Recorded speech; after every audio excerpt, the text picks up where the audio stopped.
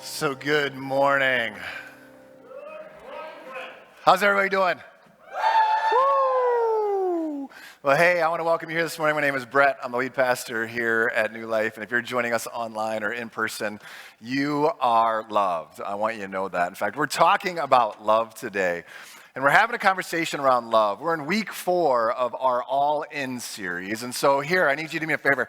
Take out a piece of paper and a pen, all right? Are you ready? We're going to take a test. Ready? Everybody? Piece of paper and pen? Anybody? I know some of you kids are getting ready to go back. We're going to take tests again. Woo!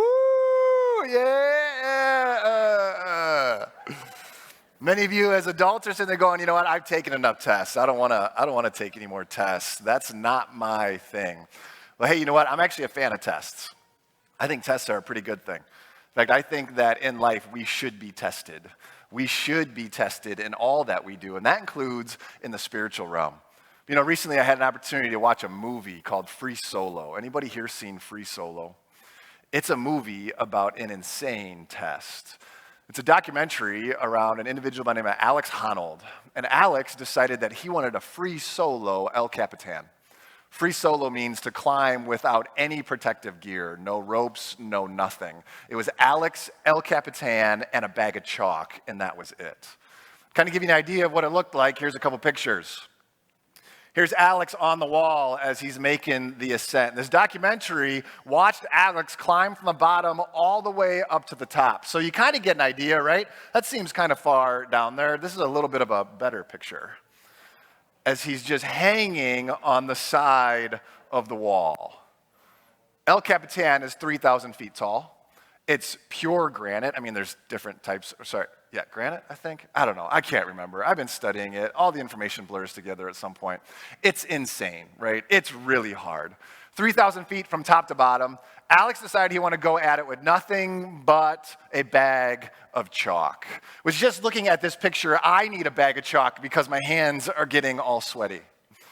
Watching the documentary made you literally sit there shake as you were on the edge of the seat wondering, is he going to make it? Is he not going to make it? The documentary followed Alex for 18 months as he tried to figure out how he could free solo El Capitan, which many people said could never be done. In fact, most people said it's a death sentence. If you try to free solo El Capitan, you're going to die.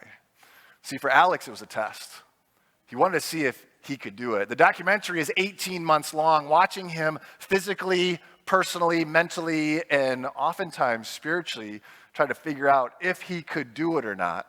But it's really a 10-year in the making process. He thought about it for the very first time in 2009 and then spent 10 years trying to get to a place where he was ready to free solo El Cap.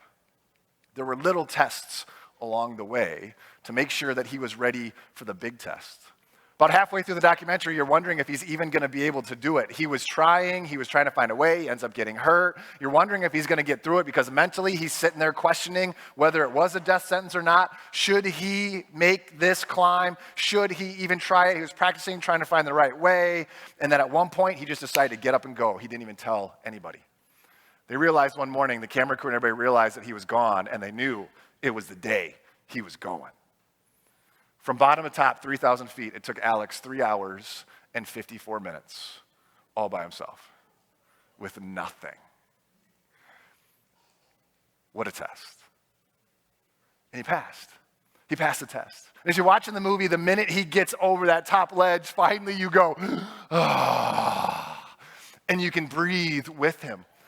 Because not only was he on the side of the mountain, but there were camera crews that were on the side of the mountain. They show you how they filmed this thing. They're hanging there with these huge cameras as they're off the cliff watching Alex, and they couldn't even make a sound.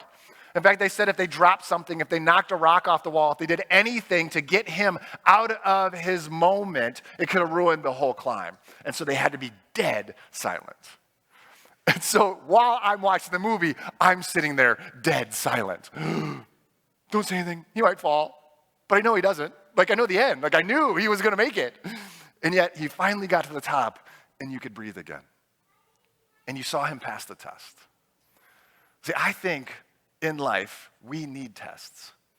We need tests to push us. Maybe it's not free soloing El Capitan, but there are things in life that need to push us so that we know that we are where we're supposed to be.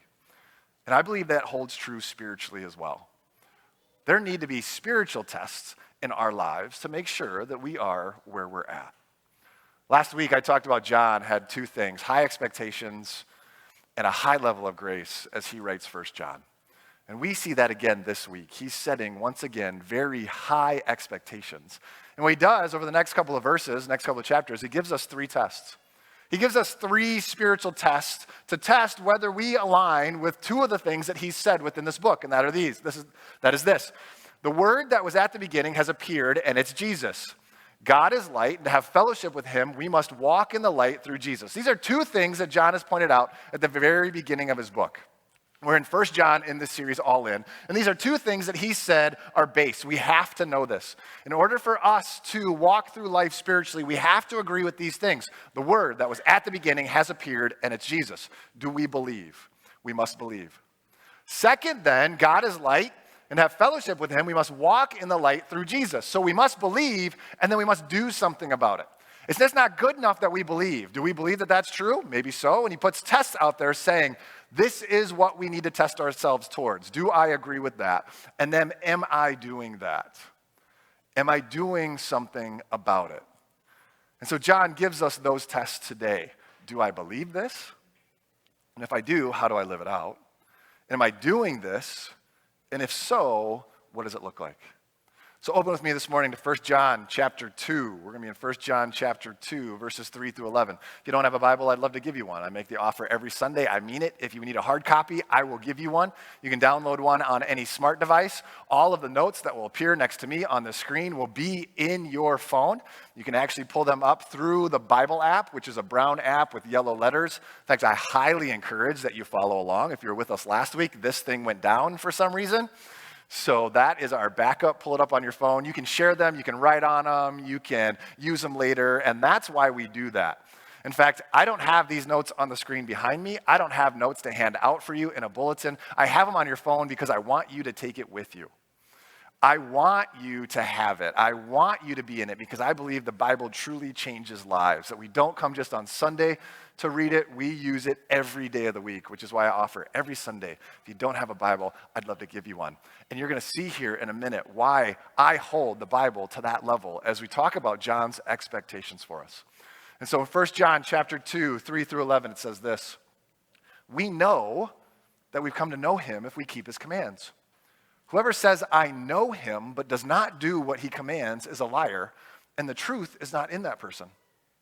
But if anyone obeys his word, love for God is truly made complete in them. This is how we know we are in him. Whoever claims to live in him must live as Jesus did. Dear friends, I am not writing you a new command, but an old one, which you have had since the beginning. This command is the message that you have heard. Yet I am writing you a new command. Its truth is seen in him and in you, because the darkness is passing and the true light is already shining. Anyone who claims to be in the light but hates a brother or sister is still in the darkness. Anyone who loves their brother and sister lives in the light, and there is nothing in them to make them stumble. But anyone who hates a brother or sister is in the darkness and walks around in the darkness. They do not know where they are going because the darkness has blinded them. So as you read through that, you'll see two tests. First one is this. All in, test number one. This is how we know we are in him. Whoever claims to live in him must live as Jesus did. John's really asking the question in this passage, are you all in? All the way through his book, are you all in? Because there were people that were, at that time, trying to pull people away. People from within the community that walked away that were teaching a different message. And John's bringing them back to center going, nope, this is the message that we need to follow. This is the message that we need to believe. And so the two tests were, is Jesus who he says he is? And if so, are we willing to walk in the light to follow him? And so John lays it out. If Jesus is who he says he is, to show that we believe, this is what we need to do. This is how we know we are in him. Whoever claims to live in him must do as Jesus did. Must live as Jesus did. See, in him is synonymous with love. In him is synonymous with love. So if we know him, if we are in him, we love him. If we love him, then we do as he commands. Whoever claims to live in him, if you love him, if you know him, if you are in him, must do as Jesus did. If I know him, if I'm in him, if I love him, I will follow his commands. What we can't say is that I know Jesus and then not do what he says. In fact, he says, we know that we've come to know him if we keep his commands. Whoever says, I know him, but does not do what he commands is a liar, and the truth is not in that person. I think that's a pretty simple concept. Not too hard to understand. In fact, I use this with my kids quite regularly. If you're a parent, you know how this goes. You tell them to do something, they don't do it. You then get in an argument with them about what they were supposed to do. Or maybe there's just an expectation, a command that they knew what they were supposed to do, and then they don't go and do it. And you get in this conversation about the fact that they didn't follow it. And then all of a sudden, out of nowhere, your kid goes, but Dad, I love you. And my follow-up retort immediately every time is, well, if you love me, you'll do what I say. It's biblical. It's biblical. Jesus said the same thing. There are people out there going, well, we can do all sorts of other things. We don't actually have to follow Jesus' commands, but we can still say, Jesus, I love you. And John goes, whoa, wait a minute. Nah, you actually can't do that. And you see him here set high expectations again. If you say you follow Jesus, but you don't do what he says, then you don't really know him. Love for him is not in you. You are not in him, and you're actually a liar. And so I use that with my kids, not to try to guilt them, to be honest with them and say, what's the most loving thing you can do for me? You can obey me. You can follow what it is that I say. And what I say is truth in our house, because if you do what it is that I say, your life is going to be incredible. It's going to be absolutely amazing. You will not have any issues at all if you just follow what I say. I think Jesus is saying the same thing to us. If you love me, you'll do what I say. And if you do what I say, guess what? Your life's going to be incredible. It's going to be pretty amazing. But you can't be walking around saying that you know him, that you're in him, that you love him, if you don't do what it is that he says. Because if you do, John says, you're a liar. Which is what was happening at that time, because there were people that were saying, we can follow Jesus, but Jesus isn't actually the Word. They weren't believing that he was who he says he was, so they weren't all into the first thing John had pointed out in 1 John, and yet they were saying that we believe that we can do what we want and still follow him and yet love him because it's really about me and not about Jesus. I want to do what I want to do. And John says, no, that's not the case. So he was speaking directly to the culture. He's speaking directly to the false teachers, and he uses this phrase, we know, repeatedly to emphasize the fact that he had a knowledge that they didn't, and that we too could have that knowledge. Because there was a thing at the time called Gnosticism. Gnosticism was this understanding, this knowledge that was greater than what others had about a spiritual force that was different than Jesus, that was different than the one true God that John was teaching about. And they were saying, we know, we know, we know. And John's right-sizing by saying, no, we know. And so through 1 John, he uses it 15 times.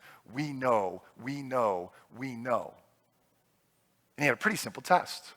How do we know that we love Jesus? We keep his commands. We know that we know him when we keep his commands. Here's the tough part. Which commands do I have to keep? All of them. All of them. Whoa, Brett, you had me there until like that phrase right there. I don't know if I need to keep all of them.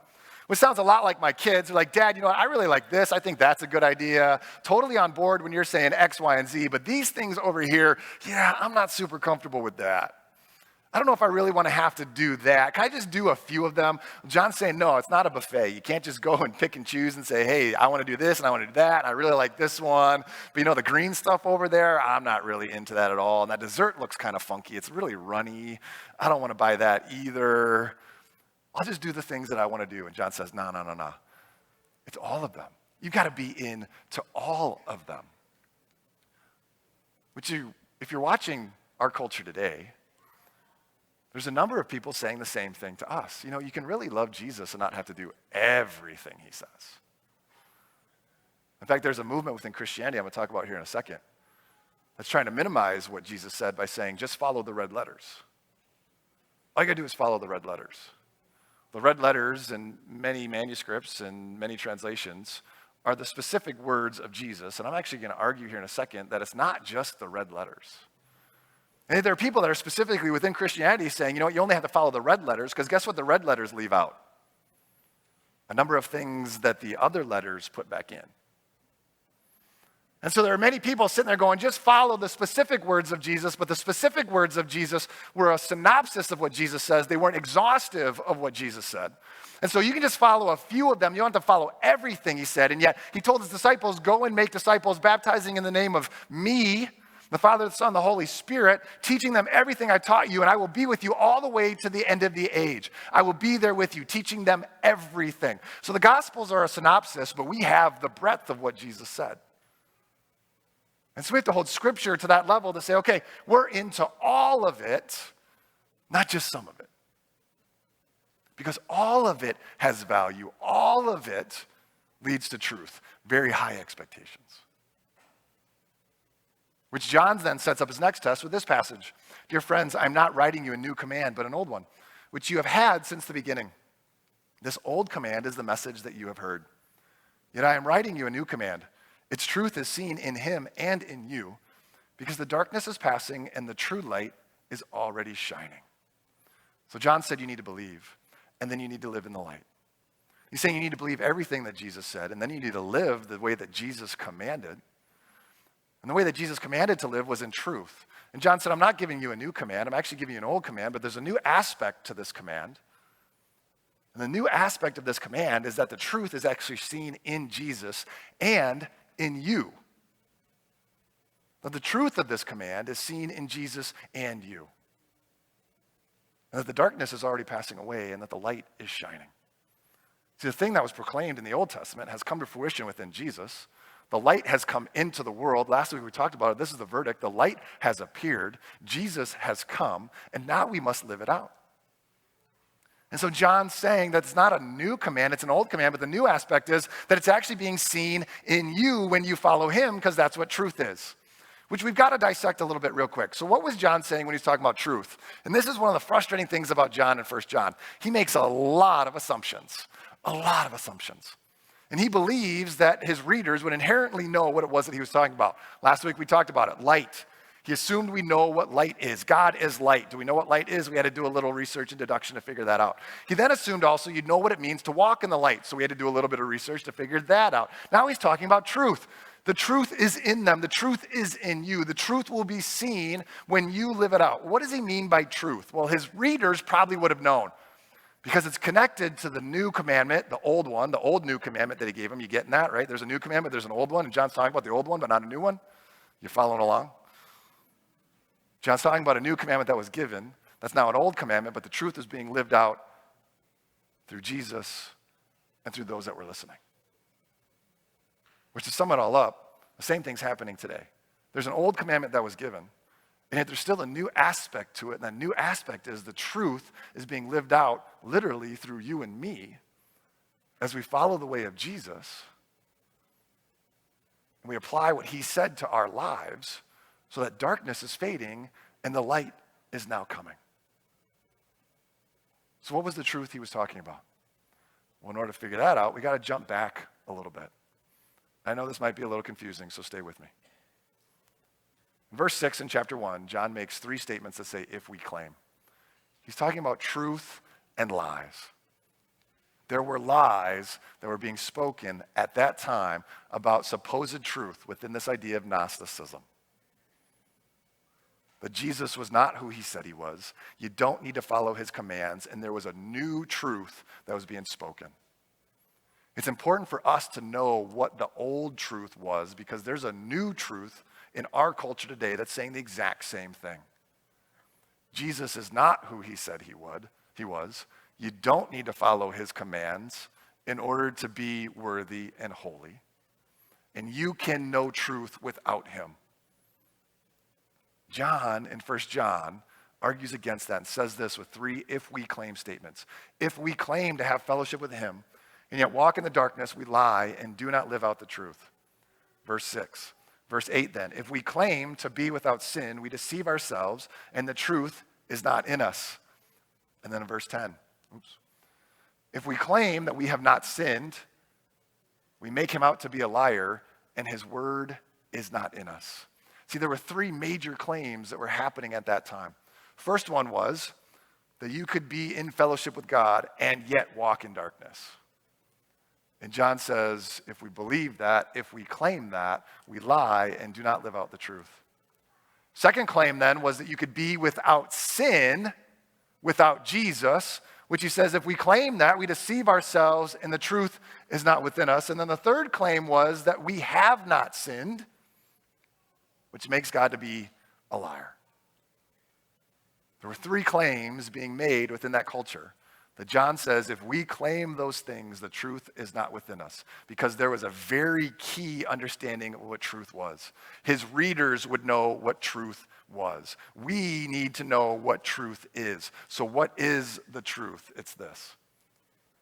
The words of the Father were manifested in the incarnate form of Jesus. His word then was truth. John's laying all of that out, saying Jesus is who he says he is, and the truth will be seen in you when you live out his commands. The truth was seen in him. The darkness is already passing away. The light is coming. It will be seen not only in Jesus through what he did, but in you when you live out what it was that he taught. That's truth. His word is truth. So what part of his word is truth? All of it. All of it. And so even at that time in the first century, there were people that were trying to diminish some of the things that Jesus said, which is exactly what's happening in our culture today, which is why I brought up the idea of the red letters. The red letters are super important. The red letters are the exact words of Jesus. But like I said, the red letters are only a synopsis of the words of Jesus. They're not exhaustive in what it is that he said. And so if we deny the rest of Scripture, we're denying the other words of Christ, because the Bible itself was divinely written by those that followed Jesus through the work of the Holy Spirit to give us the exhaustive work that God wanted us to have. And that's exactly what we have. Which is why we hold Scripture, which is why we hold the Bible to a very high standard, because we believe that all of the words within Scripture are God's divinely ordained word.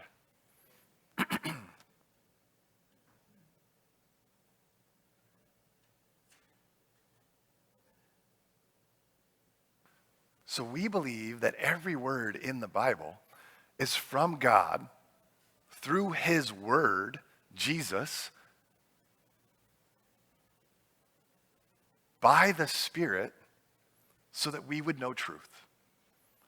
And that then we would live it out. And so John says, in order for you to be all in, you have to believe that Jesus was from the beginning, that he is the Word, that he became flesh, and then if he is, you have to follow all that he said. All of it. So how do we know all of the Bible is God's word? Well, a lot of work was done to get us to the place where we have what we have today. A lot of research, a lot of prayer, a lot of wrestling was done in the 2nd and 3rd century to put together the canon that we currently have. And one of the major bases for all of the New Testament is it had to be people that had specifically heard the words of Jesus, that had been there with him, that had written about what he'd said, and had known him intimately. And that was John. John had heard the words of the word. And he'd written them down. So how do we know where it ended? Well, John actually is also the one that put the exclamation point on it. He didn't just put a period on the end of the word. He put an exclamation point on it with the book of Revelation. John also wrote the book of Revelation, which I've got to clarify. I said like a couple weeks ago that John wrote 4 books in the New Testament. He actually wrote 5. I meant to say that there were 4 books named after him. John, the Gospel, 1 John, 2 John, 3 John, and then he also wrote Revelation. And I say it's an exclamation point because at the end of Revelation, John said, if anyone adds or takes away from these words, watch out. John put a huge exclamation point on the word. Divinely given to him through a vision of what would someday come. We believe that God's word has been closed in its exhaustive form to us that we then must follow. And when we do, truth will be seen in Christ, whom we follow, and in us as the darkness fades and the light passes. And so we have to believe that Jesus is who he says he is. And when we do, we then have to follow the command that John's talking about. So what's the old new command that he's given?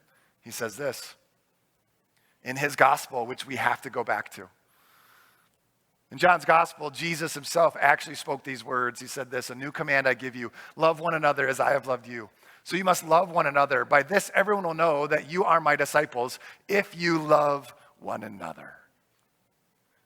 The big lead up that John has to this is the truth will be seen in Jesus and in them when they do this. What does it mean to walk in the light? It means to love one another. Anyone who claims to be in the light but hates a brother or sister is still in the darkness. Anyone who loves their brother and sister lives in the light, and there is nothing in them to make them stumble. But anyone who hates a brother or sister is in the darkness and walks around in the darkness. They do not know where they are going because the darkness has blinded them. The new, old command that John gave them? Love. Love. I wish there was something more mind-blowing than that. But it was very simple. John's saying love. What does it mean to be in the light? Very clearly, living in the light meant to love God, to love people. To be in the light was to love each other, specifically your brother and sister. Because he's saying truth and light will be seen in us when we love each other. Truth and light will be seen in us when we love each other. John's saying you must live by the truth. Light is coming, darkness is fading. How does that get lived out? When we love each other. So then we have to ask the question, all in test number 2, are we really doing that? Anyone who claims to be in the light but hates a brother or sister is still in the darkness. If you were to take that piece of paper and pen and you were to answer the question, am I doing this? How am I loving my brother and sister? What would you say? In order to clarify, brother and sister meant those that were following Jesus. Those that were in the community, because the people that had come out teaching a different message were those that had been part of the community and they were not showing love to their brother and sister. And so John says true love is this, that you love your brother and sister, and if you do not, you actually hate them and you're living in darkness. Which if you look at our world today, there is a lot of hatred.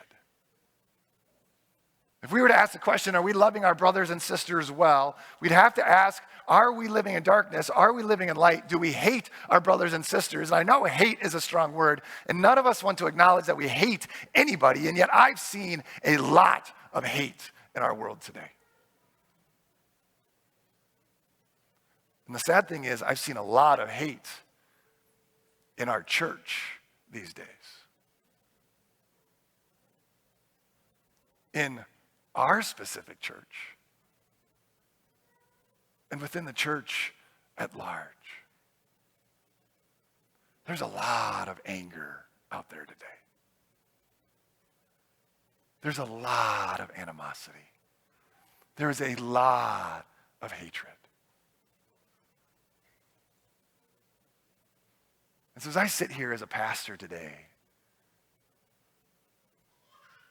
I have to ask the question, how do you feel towards your brothers and sisters?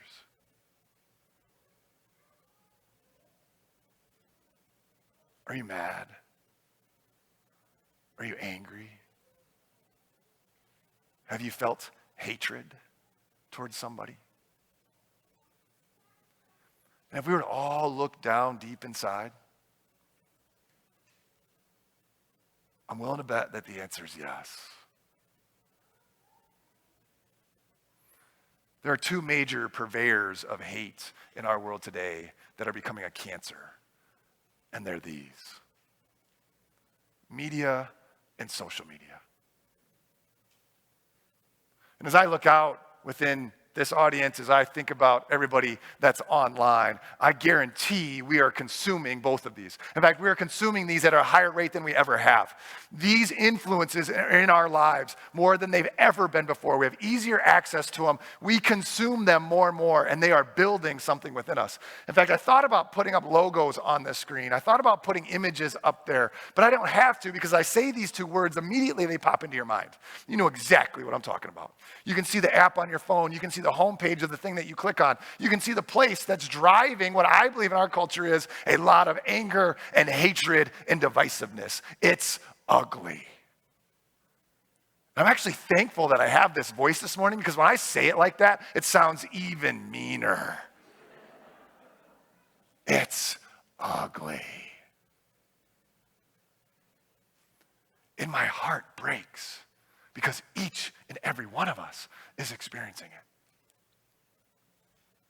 I've had numerous conversations over the last couple of weeks with people that have told me flat out, I'm mad. I can't go on CNN anymore. I can't go on Fox News anymore. I can't go on Facebook anymore because every time I do, I get mad. In fact, as you think through those images and those logos in your mind, there's a good chance that there's even an emotion right now welling up inside of you. In fact, I can feel it. As I'm saying it out loud, there's this something inside of me. There's this thing that's welling within me. There's this trigger that's happening. In fact, we laughed just a number of months ago about college kids that were being triggered by all these things. And this stuff couldn't come onto college campuses, and they needed safe spaces because they were being triggered, and they were feeling all these emotions. Well, guess what? The whole world right now is being triggered. There's an emotion that's welling up inside of every single one of us. There's a narrative that's out there that's pushing us towards something. And my bet is that there's a purpose behind it that we don't fully understand just yet, but it's working. And guess what? It's working specifically in the church. It's dividing us. It's making us turn on each other. It's bringing out a side of us that, quite frankly, is scary. And that's what John was saying. The church at his time was turning on each other. They didn't love each other. They didn't care for each other because there was this message. There was this media that was out there. There was a social media influence that was telling them, hey, you don't have to do all this stuff. You don't have to follow Jesus. You don't have to live according to him. You don't have to love your brother and sister. You can do whatever you want. And by the way, do whatever you want because you can still know God. And John in his pastoral heart says, no. Because you know what that really is, that message that you're following after? It's darkness. Because it's not truth. There's no light in it. There's only one truth, and his name is Jesus. And when you live out that truth, guess what? The darkness goes away. And the light starts to shine, and the truth gets seen. And the truth is seen in Jesus because he is the truth. And the truth then is seen in you because the darkness disappears and the light is coming. And that was brand new. What's incredible about our time is, guess what? That's still a new message. That's still a new message. There's an old message. If you love someone, if you follow Jesus, a new command, you must love them. A new command I give to you. That was brand spanking new. Nobody said that before Christ. A new command I give to you. Love one another as I have loved you. That was brand spanking new. And yet what wasn't new is John saying, guess what? If you actually live it out, guess what happens? And that's what's new in our culture today. If we actually lived it out, guess what would happen? The darkness would go away and the light would start to shine. I think there's a ploy coming after the church to divide us with hatred so that the light will not shine. Because hatred is divisive. It's disruptive. It's awful. Anyone who hates a brother or sister is in the darkness and walks around in the darkness. They do not know where they are going because the darkness has blinded them. That is a very, very strong passage with very high expectations. Anyone who hates a brother or sister is in the darkness. We live in a world, ladies and gentlemen, where we are stumbling in the dark. We have no idea where we're going because it is so dark. Anybody who hates a brother or sister is walking in the darkness. Why? Because hatred distorts our perspective. We do not first misjudge people and then hate them as a result, but rather our view of them is already distorted by our hatred. See, you don't learn about somebody and then decide to hate them. You actually hate them before you've ever even met them. And that's what John said in this passage. Hatred doesn't make you go back into the darkness. Hatred comes from the fact that you are in the darkness.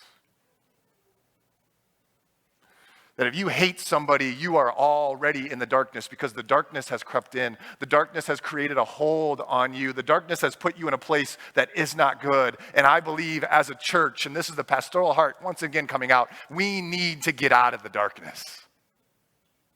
How do you get out of the darkness? You bring all your actions to light. You bring it into the light. You make it known.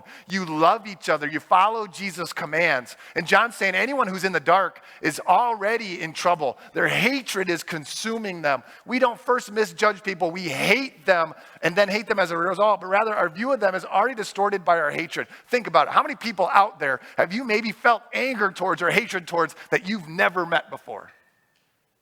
A people, a group who knows what it may be that we have this feeling towards because there's this force that's trying to divide us because guess what? He knows where the light comes from. And it's freaking him out. Because there is a light source that's greater than any darkness in the world, and the church has been given the responsibility to be that light. And so he's coming after us, trying to make sure that the darkness prevails. Well, I'm done. I'm not okay with it. Let's stop right now. And if that means we have to get rid of media, if that means we have to get rid of social media, if that means we just block out the world, then maybe that's what we need to do. Or maybe it means we need to pray harder. We need to get on our knees and say, God, use me as light. Jesus, make your light known. You are truth. Be in this world. Get rid of the darkness. And then get up and do something about it. You know what the simple thing was that he said? There was a mind-blowing thing within this passage. Hopefully you caught it. It was revolutionary. This is how we should live to change the world. Are you ready? Here it is. Love God and love people.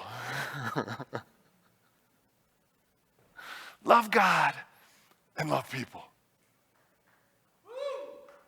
See, John was reiterating what had already been said over and over again. And my job as a pastor is not to bring you anything new. It's to remind you of what has always been. Jesus very clearly said there's two things that we must do. We must love God and love people. And John says this is how you do it. Obey his commands. And love your brothers and sisters. Guys, it's so simple. In fact, there's a song right now on the radio. Danny Goki got a song called Love God, Love People. He says, we got to bring it back to ground zero. Let's keep it simple. Let's love God and love people. It's so easy. At this point then, I think it's beneficial if we are reminded real quick, so what is love? 1 Corinthians 13, 4-7 says this. Love is patient. Love is kind. It does not envy, it does not boast, it's not proud. It does not dishonor others. It is not self-seeking. It's not easily angered. It keeps no record of wrongs. Love does not delight in evil, but rejoices with the truth. It always protects, always trusts, always hopes, and always perseveres. I don't know about you, but there's something just refreshing reading that verse. Because it's not the world we live in. And yet it needs to be. It needs to be the world that we live in. The reality of that challenge is that in order for love to prevail in this world, you know who has to be the most loving people? The church. The church. And so here's our challenge this morning is this. In order to be all in, we must be a people of love. Love God and love people. And it starts right here. We must love each other. We must care for each other. We must look after each other. I don't care what your political bent is. I don't care where you stand on social issues. I don't care about any of that, because you are an individual made in the image of God who is loved by him so much so that he gave you the life that you have right now so that you would glorify him in all that you do. Every last bit of it. And so as a people, we need to love each other. But we need to start by loving God. We need to follow his commands, which shows that we love God. Which one of his commands? All of them. All of them. But the two most important being love God and love people. And if we do that, and we do it well, the darkness will fade and the true light will come.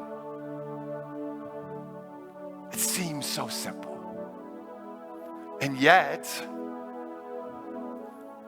it's the ultimate test. You may not have to climb El Capitan to prove that you are where you're supposed to be, or that you're doing the thing you need to do. That was the major test for Alex. But God's testing us spiritually with this. And sometimes you're going to feel like Alex. You're going to be sitting on that wall all by yourself with no ropes, because believe me, when you get up there, there's no going back. When you start that climb, you can't turn back around, because this is a lifelong purpose, a lifelong goal, a lifelong push that God has given us. And sometimes you're going to feel all alone with only your bag of chalk. But you know what's kind of cool? Here's one of the things I thought as I was doing this week. You know what that bag of chalk is? That bag of chalk is God on your backside giving you the opportunity to hold on. Because he's going to be there with you as you climb. He's going to make sure you're steady and you're strong and you're moving. And it's going to be hard. It's going to be difficult. It's going to be scary. You might look down and go, what am I doing here? And you just wait till the moment when you get to the top. And you've ascended the mountain. And all is said and done. And God says, well done, my good and faithful servant. So let's be a people of love. Love God and love people. And then John gives us one more really intense test in the next couple of verses. You want to know what that is? Come back next week and find out. Let's pray. Lord, we thank you so much for who you are. We thank you that you are a God that loves us, that tests us, that challenges us, and yet pushes us to understanding that you are who you say you are. Lord, that we believe that you are everything, that you are the Word, that your Word is truth, that we then must live it out in our lives, which shows the world that we love you. And then, Lord, when we do, darkness will go away, the light will be seen, but it starts right here with each other. That we love our brothers and sisters. And so here's my big prayer this morning, Lord. I pray that you will get rid of the hatred that exists within this place. That you will get rid of the hatred that exists within the church. That you will get rid of the hatred that exists within our culture, within our communities, within our world, Lord. That we will be a people that push out the darkness. So that your light is seen.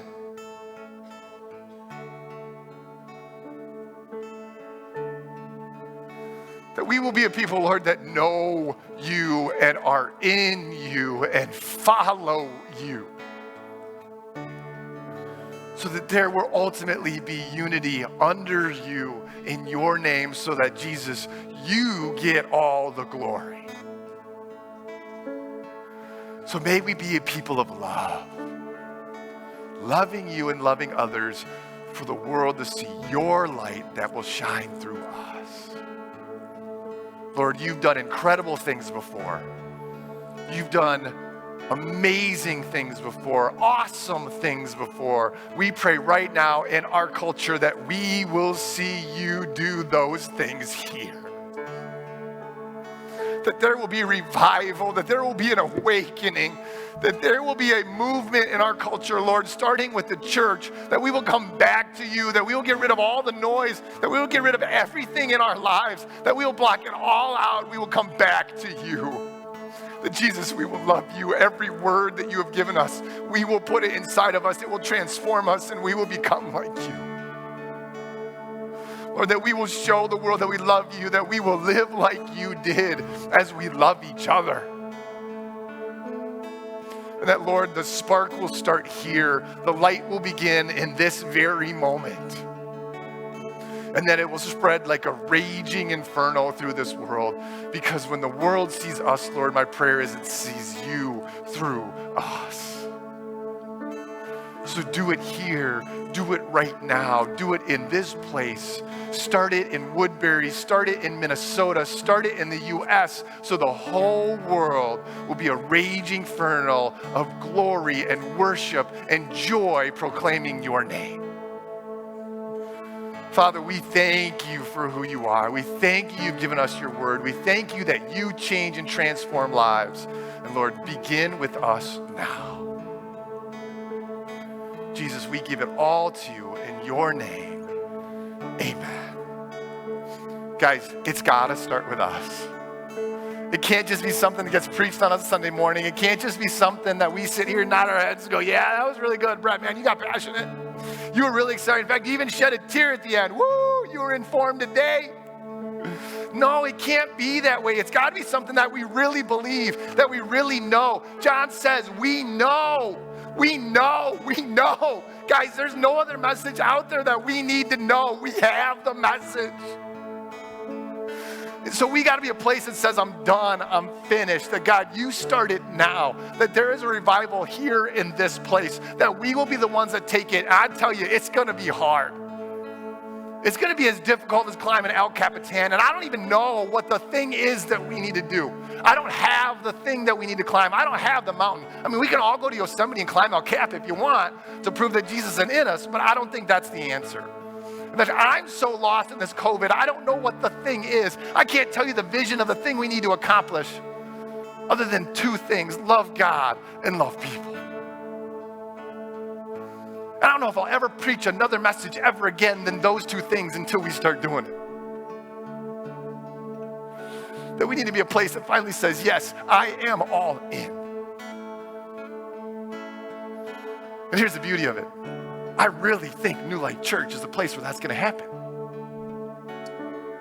I came here 3 years ago knowing that this was a place that had the community I wanted to be a part of, that had the believers that were on fire, that had the place that was going to send out the best and the brightest in the world to change it in the name of Jesus. And today, more than ever, I still believe that. I so desperately want to see God do things. But it begins by getting on our knees. And so each and every one of us needs to fall flat on our face and say, Jesus, use me, cleanse me, get rid of all the anger and hatred in me, because I'll tell you, I got a lot of it. I'm mad at this world.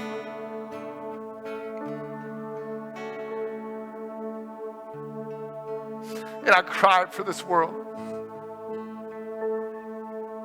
My heart breaks as I watch what happens in our culture.